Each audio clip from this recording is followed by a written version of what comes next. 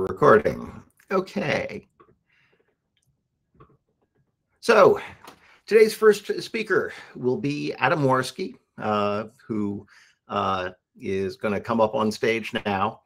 Adam is co-founder of Software Mill. He's a blogger on various FP-related topics and involved in lots of important projects like Peer, Ox, and STTP. And today he's going to be talking to us about building a concurrency library on top of Loom. So Adam, I will hand the stage over to you and take it away. Okay, thank you very much. I hope you can hear me fine. It's great to be back on Scala. I had the occasion to visit, I think it was the last pre-COVID edition. So I'm back online. Maybe next time we will have the occasion to see each other like face to face.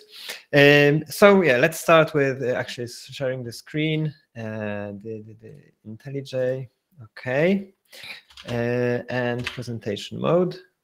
Okay, so here we are. I have the Discord open on the other screen on the talk-loom channel. So if you would have any question, remarks, like maybe if my internet is dead, I won't probably see anything on Discord as well. But if you would have any questions during the talk, please let me know.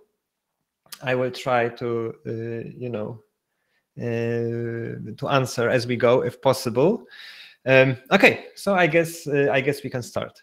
So yesterday we've seen some really elegant and some really nice examples of how you can do pure functional programming in Scala.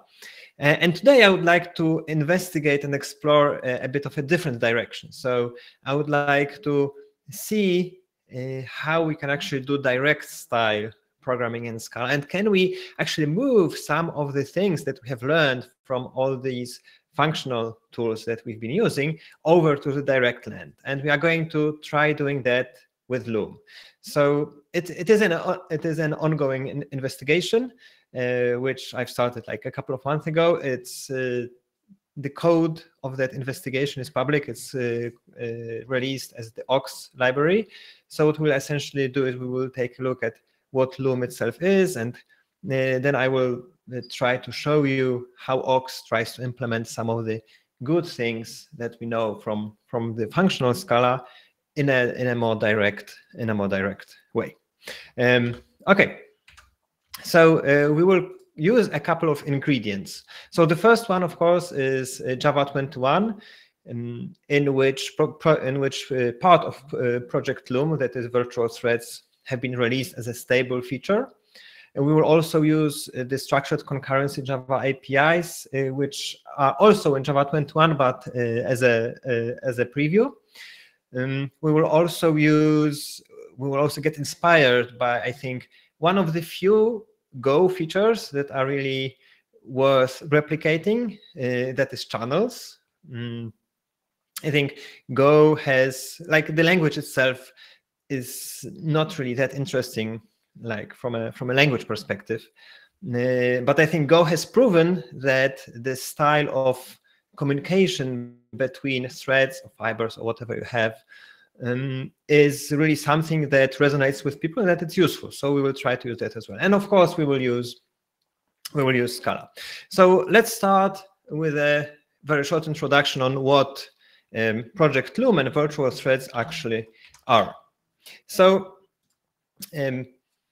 what Project Loom allows you to do essentially is start a very large number of virtual threads in a cheap way, right? So here we have some code where we are starting 1 million threads on a single JVM.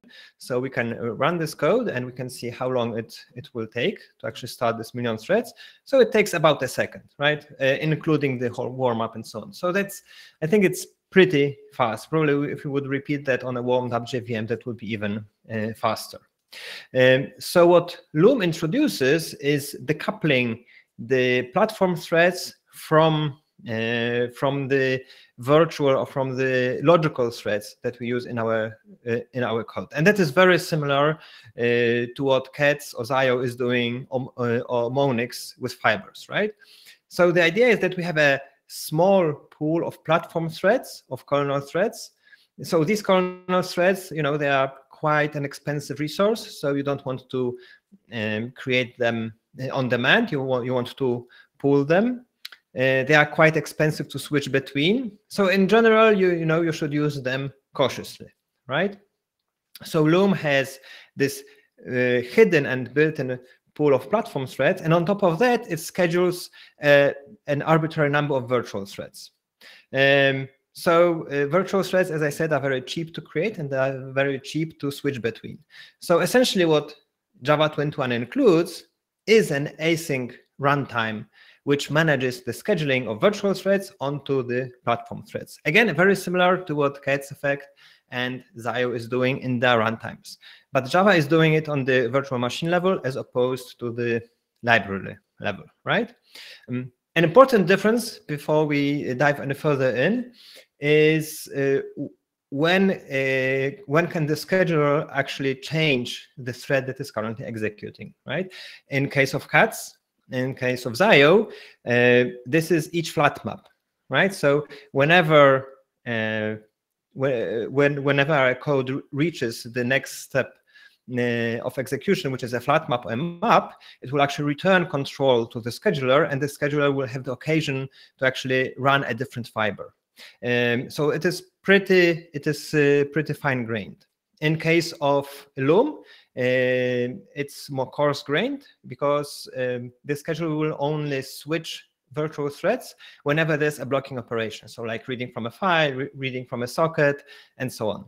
So it's not that common as, sequencing computations using a flat map. So that's one important difference that you need to keep in mind. Okay, so where's my 150 slide? And 140, yeah, that's the next one. Okay, so you might wonder, like, what changed and why now, right? Why are we even concerned with doing direct style programming, and why we are concerned we have these great solutions which actually implement kind of virtual threads like fibers on the JVM. So what does Java bring to the table, right? Well, to answer that, I think it's worth taking a step back and actually examining why did we end up with IOs and futures in the first place, right? So the whole goal here is to efficiently use the kernel threads, right? So the platform threads, which are expensive to create, and so on and so on. So we want to somehow utilize this scarce resource in a good way. And in the old days, we used to have a thread per request model where each request was assigned a thread, and the blocking operations were blocking this thread. So essentially, the concurrency of our solution was limited by the number of threads. And this didn't scale very well, obviously, right? So then people came up with the idea that, when the operations are blocking and waiting for the database or for the result of an HTTP call, well, we can actually maybe do something else with this thread.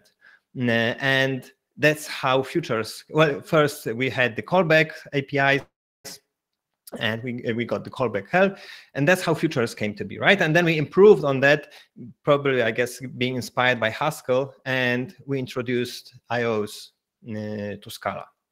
But this also brought three big problems, which are often cited by people as making it harder to learn the approach and making it harder to use. So first of all is the syntax.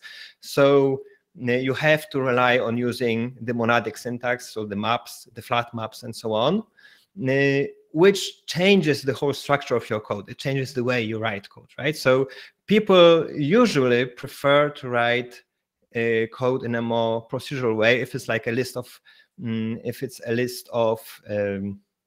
instructions, like they want to do it one after the other without the flat maps. So the syntax is actually an important factor here. The second fact is function coloring, so the virality of futures and the virality of an IO, right? Once any one of your functions returns an IO, all other the calling function must return an IO as well.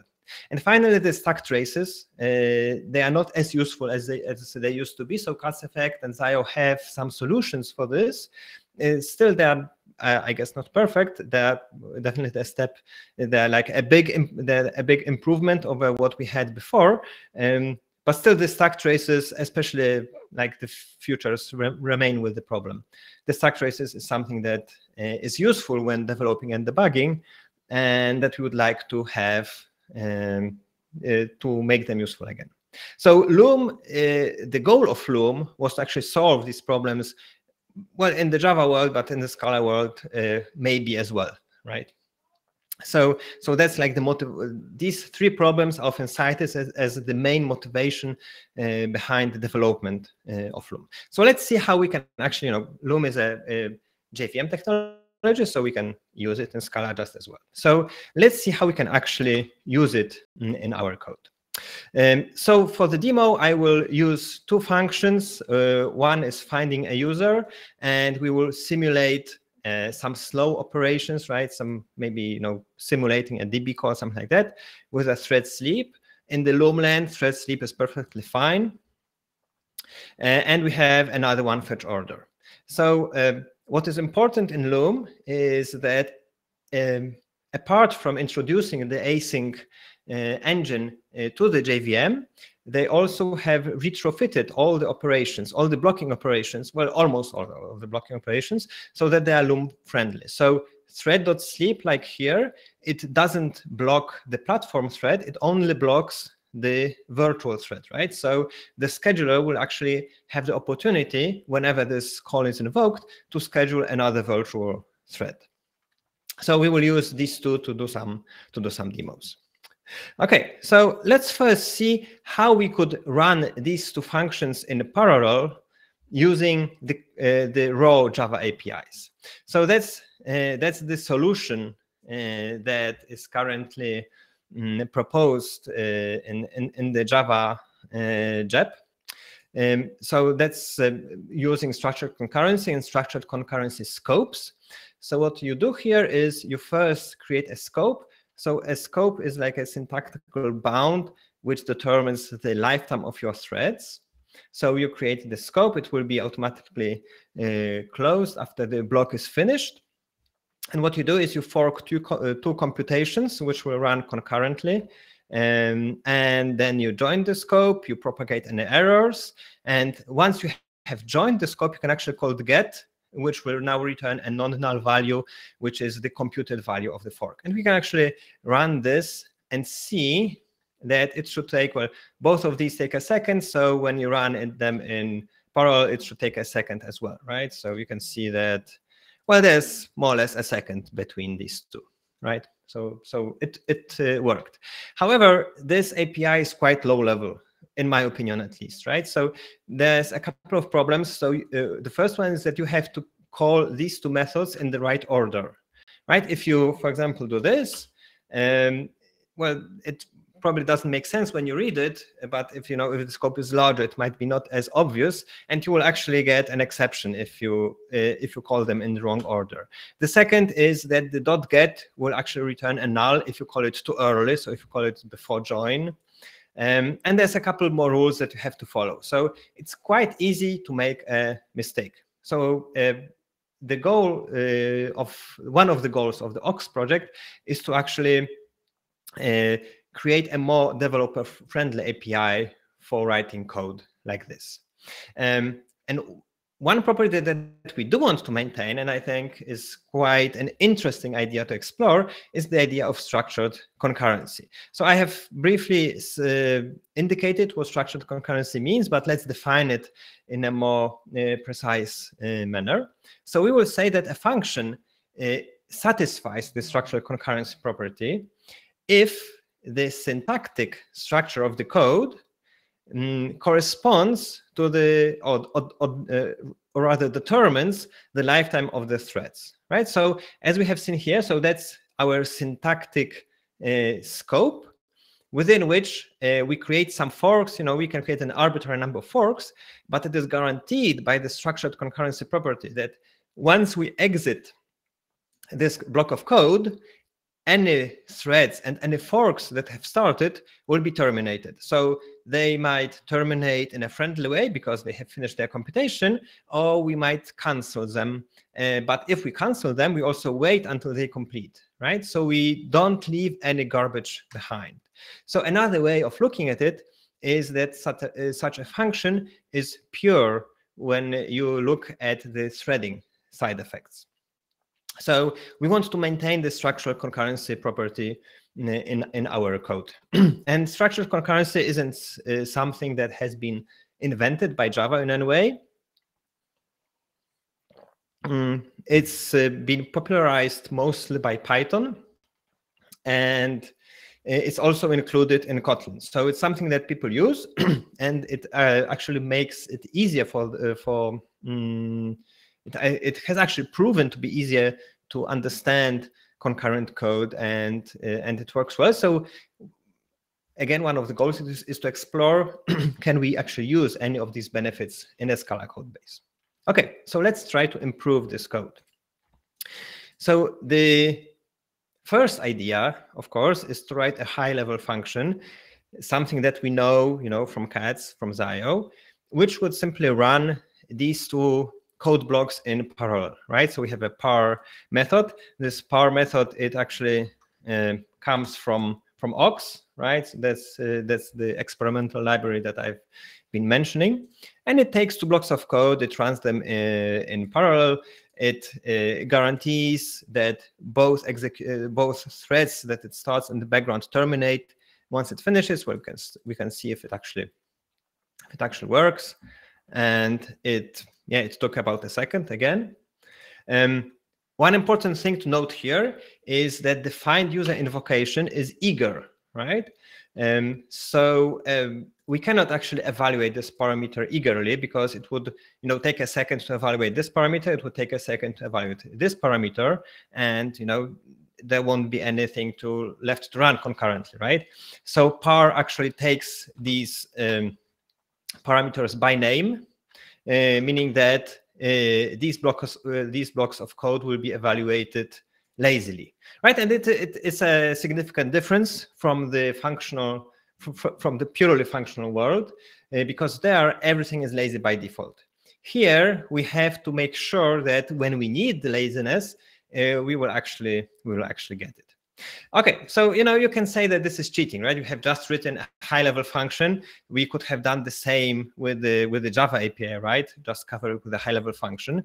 But actually, Ox also contains low-level primitives, which help you in writing code like this, like we have seen above. So what we can do is we can actually start a supervised scope. So supervised starts a new scope. And within a scope, we can fork new computations, right? So we can create a user fork, which will call the user function. So this fork can only be called within supervised, and this is guaranteed by the usage of context functions, Scala 3 feature. In a similar way, we can create an order. Oh, you see ChatGPT, or rather, not ChatGPT, how do you call it? Copilot knows what I want to write. So we can fork another computation which fetches the order, and finally we can join these two computations.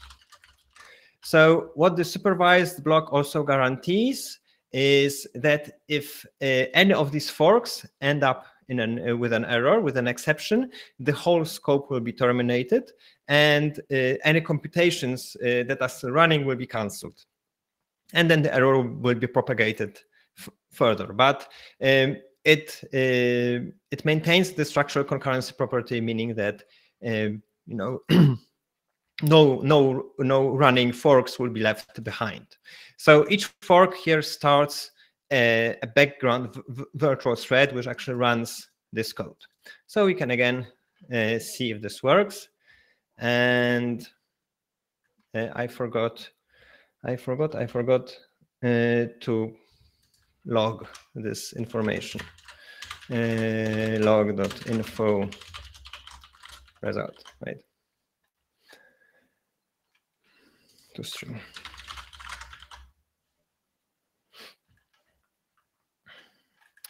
And once again, it took about a second. So this worked. This worked fine. Okay, so we can use the low-level API, we can use the high-level API, and Aux has a couple of other high-level APIs that are quite useful. For example, we've got two tasks. One task takes a second, the other task takes 500 milliseconds, and there's a high-level function which you may know from CATS, which is racing to computations. So we can race this computation and the second task, and we can actually verify that the losing task will be cancelled. It will be interrupted. So we are sleeping here for 2 more seconds to see that the losing task, which should be this one, doesn't get executed. So we are expecting to only see task 2 done. So hopefully we'll actually see that. And yes, you can see that we only see task 2, and the process has finished. So the task 1 never actually executed past the sleep over here. In a similar way, we've got a timeout. Again, Copilot knows what I want to write, but it uses actually the wrong syntax. It doesn't know too much about it doesn't know too much about Aux yet. So we can time out a task. So here we will get an exception. Timeout exception, right? Because this computation timed out. So these are like some concurrency combinators which actually allow you to hide any of the concurrency, right? You don't really have to worry about the concurrency, about starting fibers or forks or virtual threads. You just use the high-level operators. And if you need something more sophisticated, you can always use supervised. So an important thing to note is how does actually cancellation or rather interruption work, right? So interruption uses Java's interruption mechanism. So Java interruptions work by injecting an interrupted exception into the interrupted thread, and it has some problems. So the CATS and the Zio models are much better here. They are much more solid. In the direct approach on the JVM, I guess we have to live with the limitations of the interruption mechanism. And to show what is the problem, let's consider such a simple example where we've got a supervised block. So again, that's our scope where we can fork computations, and where the structural concurrency property guarantees that nothing will be left behind. So inside that block, what we do is we fork a computation. So that's a daemon fork, meaning that the whole scope will terminate regardless of the fact if this fork actually completed or not, right? So if this was a normal fork, this code wouldn't terminate until this terminated, which is never. If it's a daemon fork, once we reach the end of code over here, we wait for all non-daemon forks to complete, and then we interrupt everything, and we try to close the scope, right? So what we do is we create a daemon fork which will loop forever, and what it will try to do is we'll simulate some processing, like getting a message of Kafka and doing something. In case of an exception, it will just log the exceptions and go to the next message, right? And it will try processing again. So it's like an infinite loop doing some processing. And in the main thread, in the non-daemon part, what we are doing is we are waiting for 2 seconds. Well, we are deciding that we are done. The scope is finished, right? So now we must clean up and interrupt everything, and the code should end. So let's try running this. And you can see the problem over here, right? So we are processing up a couple of elements. The main thread decides that we are done, and it closes the scope. So it injects an interrupted exception into this daemon fork, right? So, but that's caught by this catch clause, right? So the only thing that happens is we actually log the interrupted exception, and then we happily carry on processing. So, and the fork actually never ends, right? We cannot continue with our code because there is still a fork running. So the solution here is to use non-fatal and only catch non-fatal exceptions. And if we actually run this, you can see that this exception is no longer caught, and we can close the scope nicely. So handling interruptions in this direct style Scala or direct style Java really requires you to have some discipline into how you actually use these catch clauses. And well, it's discipline on your side, but it's also discipline on the side of any libraries that you're using. So you have to be sure that they don't have a catch-all exception where the exception actually gets eaten. Okay, we can also allocate some. So Ox also has some support for allocating resources. Also, something that's quite well known if you've been using the functional effect libraries. So what we can do is we can allocate a resource and actually attach it to the scope. So whenever the scope, the supervised scope closes, the resources will be closed as well. So we can test it, and we can see that the resources are first allocated, then they are used, and they are released. There's also a downside here. So again, it's also not perfect. If we do this, like the sorry, too much. If we do this, the compiler won't complain, right? We have used a resource in an unsafe way without closing it, and nobody will shout at us, right? So again, it requires discipline to always use resources either with try finally or by attaching them to the surrounding scope. So again, that's something that you have to keep in mind. So the last thing that I would like to show in Ox is our channels, which I've mentioned that we've also took some inspiration from Go into how channels in Go work. So channels, a channel is used to communicate between two virtual threads, or a number of virtual threads, or a number of forks in the Ox terminology. So a channel is almost like a queue, except there are three main differences. The first difference is that it can be completed, so it can be done. The second is that it can be in an error state. So here we are creating a channel. We are creating one fork which sends 3 messages, and then it marks the channel as done. And in the second fork, we will actually receive from the channel in a loop. And we will receive, when we receive, we either get a string or information that the channel is closed. This is returned as a union type, also a Scala 3 feature. So here we might receive a channel closed error. Well, we will just log an error for now, and it will return false. We can get a channel closed.done. So that's like the normal termination. Then we just end the loop, and we can get a value, in which case we log info got value, and we return true. And we will do like this, right? So that's our while condition. So while this while this body, returns true, we will just loop and receive over and over again. And hopefully this will actually do what it should. So it should transmit 3 values. Yeah, it did. It should transmit 3 values from the one fork to the other, and then terminate, right? Because here we've got a done, and once we return a done, we return a false, which ends this fork. So that's like very basic, like it's nothing special yet, but there's also a third property of channels, which also makes them very useful. And I will show it in the second example. So the second example is that we have a supervised block again, where we fork some computations.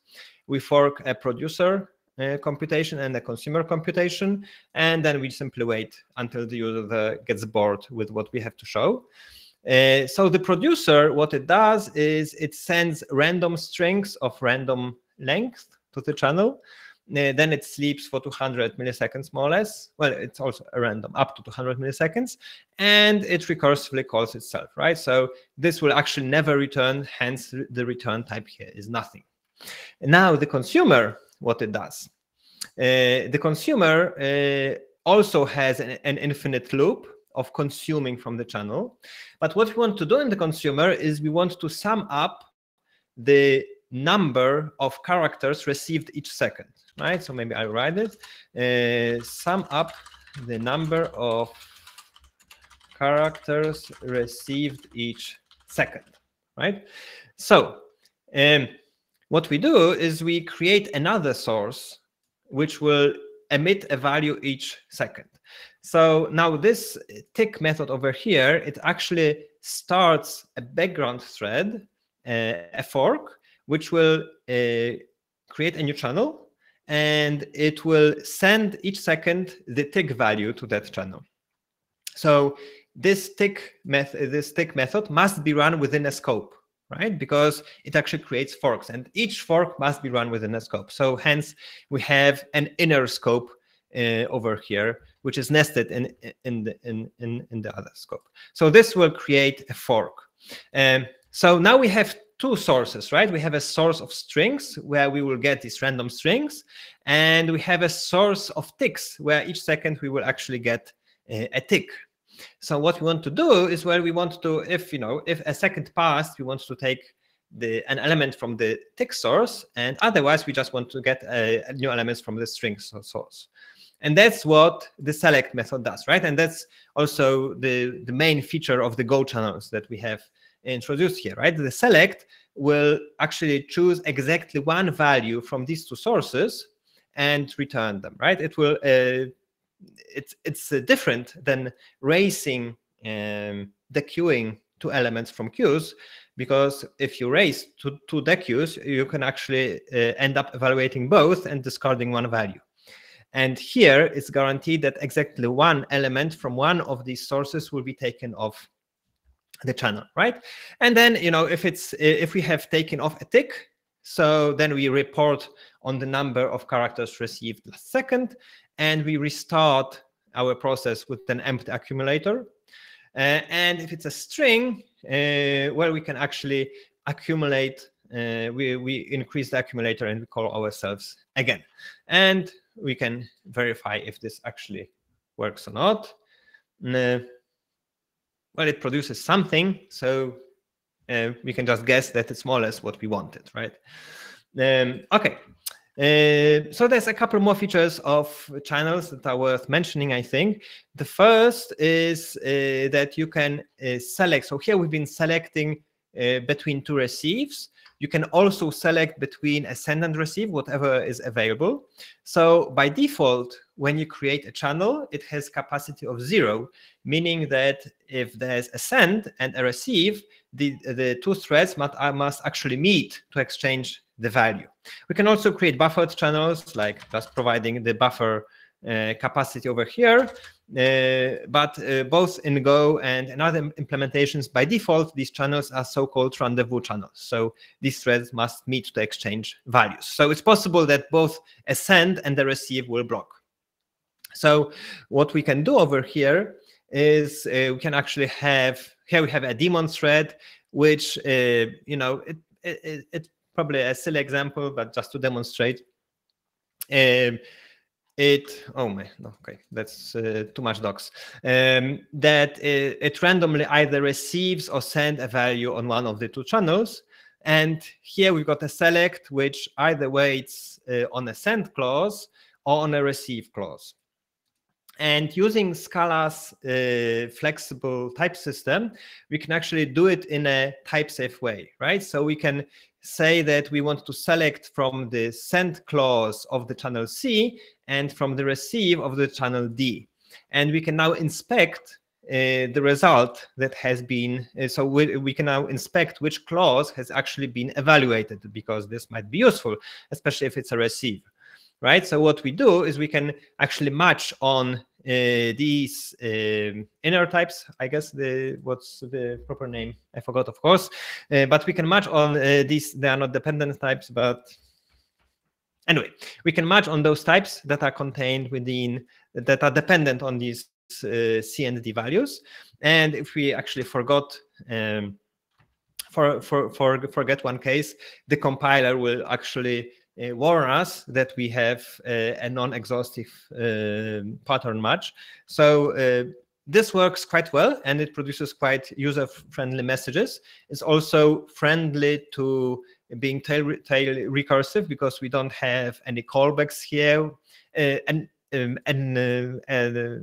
alternative design would be to simply add an on-selected callback here, right?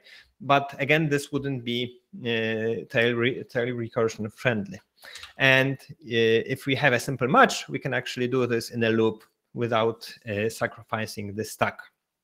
So that's one thing about the channels. And the last thing that I wanted to show is that we can actually also implement a lot of high-level operations on the channels, making them a bit like the streams that we know from reactive streams or from the functional streams. So what we can do here, we have two sources, a source of positive numbers and a source of negative numbers. Both of these start a virtual thread in the background. This virtual thread will iterate invocations of this function, and it will produce consecutive elements, consecutive numbers, doing some sleeps in between. And now, we can implement high-level functions which actually allow us to interact with these channels in a more stream-like fashion instead of like the direct imperative style where we have to do .send and .receive. So for example here, right, the first thing we do is we merge those two sources into a single source. Again, this merge operation will start in the background a new fork, a new virtual thread, which will actually try to receive from both and combine them. If you go to the implementation, you can see that it actually forks a thread and it simply repeats a select. So quite a straightforward implementation. Then we can map over them. So now mapping has two variants. The first, the .map variant, v+1, let's say.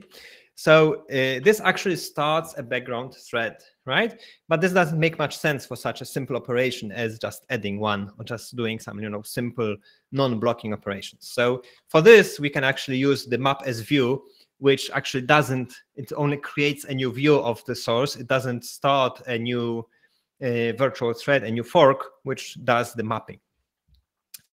We can do map par, where we, take up to 5 elements from the source and do some concurrent processing on these elements, and so on and so on. So we can interact with those channels both in the imperative way and in the more functional way. So we get kind of it's called hot streams because they are not evaluated only when there's a terminal operation attached to them, but they're evaluated as we define those streams. Okay, so time for summing up what we have seen. This is the good and the bad things. So let's start with the good, actually. No, I don't think there's a question if it's structural types. No, I think the name over here is dependent types that I've been missing. Structural types would be when we have when we try to adapt a type to some shape which contains some methods, but it doesn't implement any specific trait. So yeah, so I guess this dependent types is the word that I've been missing. So the good here, the good. So first of all, I think we have quite a faultless concurrency. We can actually implement quite a lot of high-level operators that help us avoid using explicitly concurrency in a number of situations, like the par, the race, and so on. If we can't use these high-level operations, we can always use these supervised or the scoped blocks, which I guess also quite intuitive to work with. They will fail if there's an error, so we have like a kind of let it crash philosophy. And they maintain the structural concurrency property, so they won't leave any garbage once they complete. So we get familiar syntax. We can write code in the old like more imperative way. Let's say we get meaningful stack traces once again.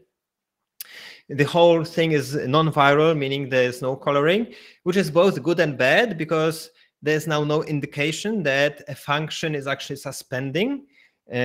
But on the other hand, suspending might not be the most interesting effect that you want to track. Maybe you want to track like side effects actually, right? So maybe not necessarily suspending. So like thread.sleep, is it a side effect? Like it can throw an exception. So in that sense it is, but otherwise maybe it's not that interesting to know that the function can actually sleep. But anyway, some people like it, some people don't. So here there's no coloring. As I mentioned, we've got this supervision through structured concurrency. And on top of that, we can implement the channels using either imperative selects, the blocking send and receive methods, or the high level operations which actually start virtual threads in the background. But there's also some bad sides that we have discussed as we've seen the code. So I guess one of the biggest problems that might emerge on a larger scale are the interruptions, right? Java's interruptions have their problems. They are modeled as an exception, which is injected into the thread that is being interrupted, and this exception can be caught. So that's probably not what you want if you want to cancel something. But there's not really, I guess, if you want to use the direct style on the JVM, there's no way around it unless they introduce something to the JVM that solves the problem. So the second problem is we've seen is that our design isn't really consistent in the terms of evaluation strategies, right? Most of the time it's eager, but sometimes we really need those lazily evaluated code blocks, and we really need to pay attention not to evaluate things too early, right? So the library helps here. It will, of course, use the biname parameters when necessary, but it's also necessary for the programmer to be aware of what is eager and what is lazy. A very nice feature of functional effect systems is testing, where you are independent of the flow of time, of the flow of real time, right? So here we have relied quite a lot on thread.sleep to simulate, well, to wait until some time passes. In functional effect systems, we can actually manage the flow of time from within the test, so that we don't get flaky tests and we don't get tests which depend on the current load of the machine and so on. And another problem that we've seen is that resources might be used unsafely. There's no compile time checking, unless, of course, we introduce a dedicated resource type and we actually use it. But if we just stick to what's standard in Java, that's not the case. The channels implementation that we have seen is currently quite slow. That is because it's more of a prototype.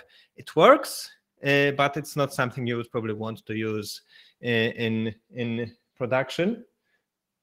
Yeah, I'm still here. Okay, I hope this works.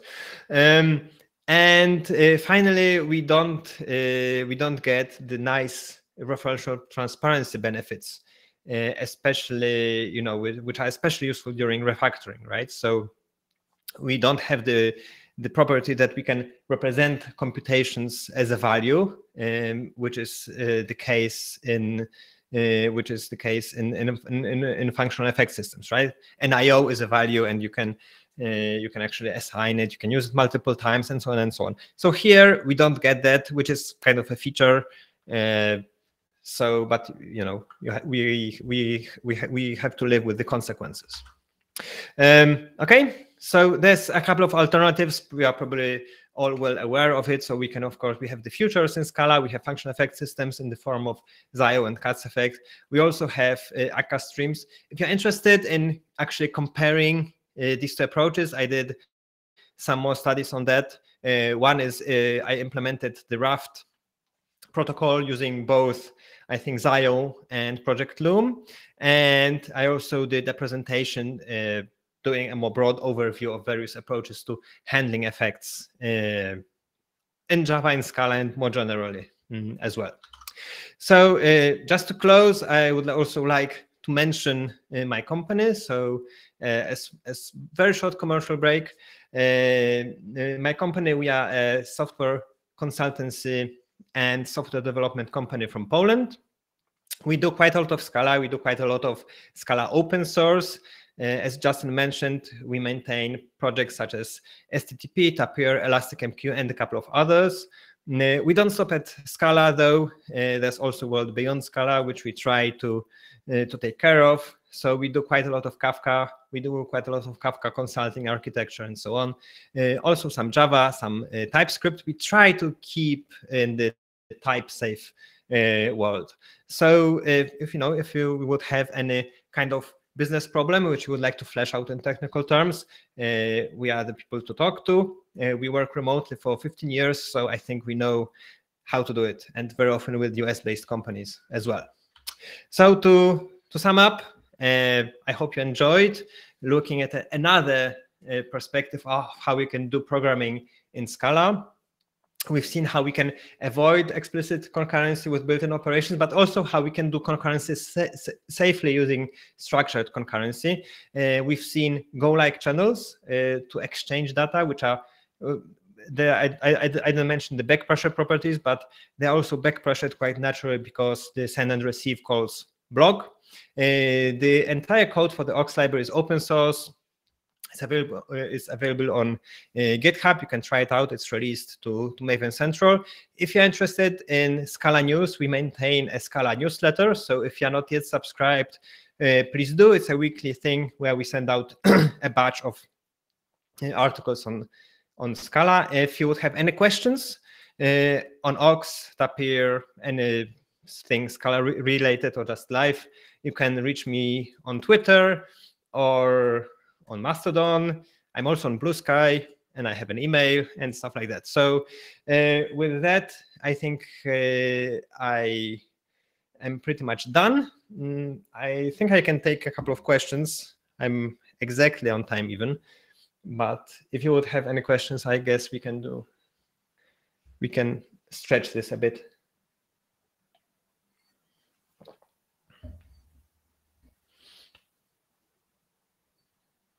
Okay, so I guess I don't see any questions in the channel.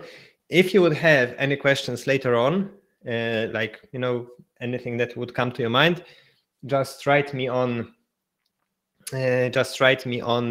Discord.